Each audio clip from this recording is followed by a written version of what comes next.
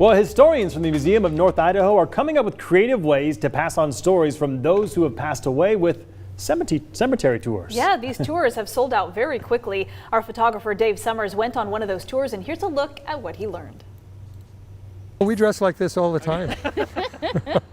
This is the oldest cemetery in Coeur d'Alene. This burial ground has been here about 140 years. There's a lot of history here. The tour we're embarking on, the tours I should say, are basically looking at Coeur d'Alene's past, the history of our community through the people who lived here. This is the gravestone for J.C. White. He was the owner of the Red Collar line of steamboats that was on Lake Coeur d'Alene and was the owner of one of the big historical mansions that was on Sherman Avenue that is actually going to become the new home for the Museum of North Idaho. This was a major mover and shaker in Coeur d'Alene. We have 6 different tour dates and we sold out in just over a week. So we had no idea what the reception was going to be like. We're blown away by how excited everyone was to participate, and we have a very long waiting list of people hoping that there will be a spot that opens up for them. This will be a very respectful tour.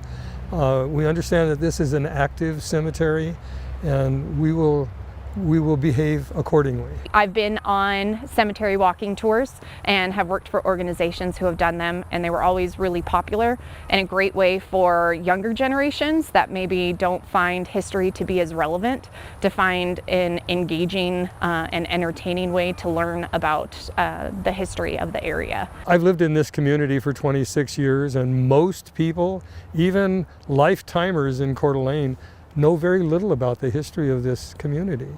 And it's fascinating. We have a daylight tour, and then we have a flashlight walking tour, which takes place starting at dusk. We would like to make this an annual tour and be able to offer more dates in the future so that it's nice to sell out, but we hate having to tell people that we don't have tickets available for them. So maybe we can add more dates next time and always change it and add new names and stops so that you can come back each year and learn something new.